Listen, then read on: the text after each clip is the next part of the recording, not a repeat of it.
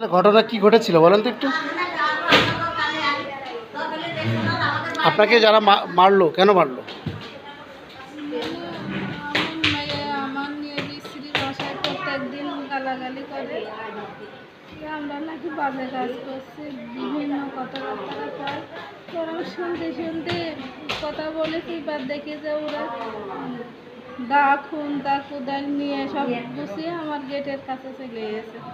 এই সময় আমি ভাবেছি যে কত বাইরে আয় বাইরে আয়, বাইরে গিয়েছে।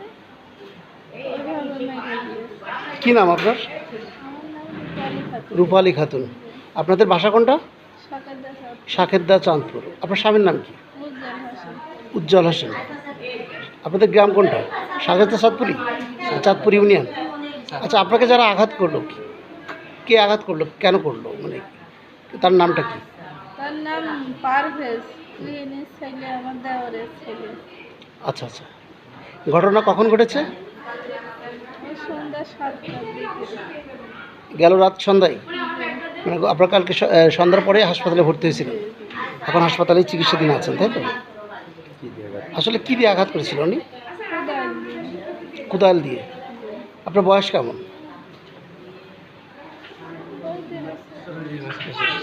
35-40। এই রূপালী কি আপনার মা হয়? জি। আসলে ঘটনা কি ঘটেছিল বলেন তো একটু। আমার ছোটো কাকারা তারা অনেক খারাপ কথা বলে আমার মা সম্পর্কে, আমার বোন সম্পর্কে।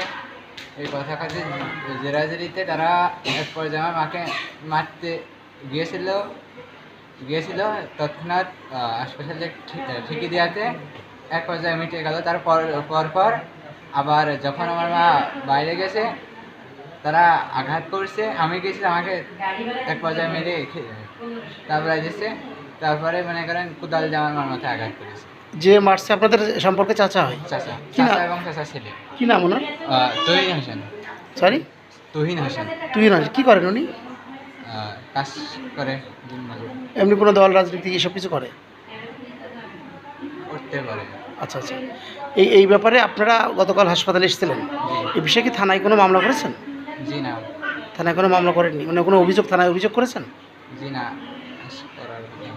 আচ্ছা, যে আপনাদের আরেকজন সাংবাদিক, উনি কি হয় আপনার? আমার খালু। খালু হয়। আপনার বাবা কোথায়? আমার বাবা প্রবাসী থাকে। দেশের বাইরে থাকে? জি। আচ্ছা আচ্ছা, ঘটনা যখন ঘটেছিল তখন সময় কয়টা ছিল? আনুমানিক 6:30 থেকে 7:30 ভিতরে। 6:30 থেকে 7টা দিকে। আপনার মাকে কী দিয়ে আঘাত করা হলো? কোদাল। আপনার মা সহ আর কে আঘাতপ্রাপ্ত হয়েছে? আমার মায়ের গুরুতর আঘাতপ্রাপ্ত হয়েছে, আমি এবং আমার বোন হালকা পাতলা আঘাত। ও, আপনার বোন এবং আপনিও মার খাইছেন এবং মা রক্তাক্ত হয়েছে, এই তো? জি।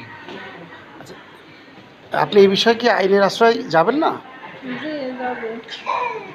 আইনের আশ্রয় যাবেন? এই বিষয়ে থানায় অভিযোগ করেননি এখনও? না। আচ্ছা আচ্ছা, মানে এখান থেকে ছাড়পত্র পাওয়ার পরেই করবেন? জি। আচ্ছা, ঠিক আছে।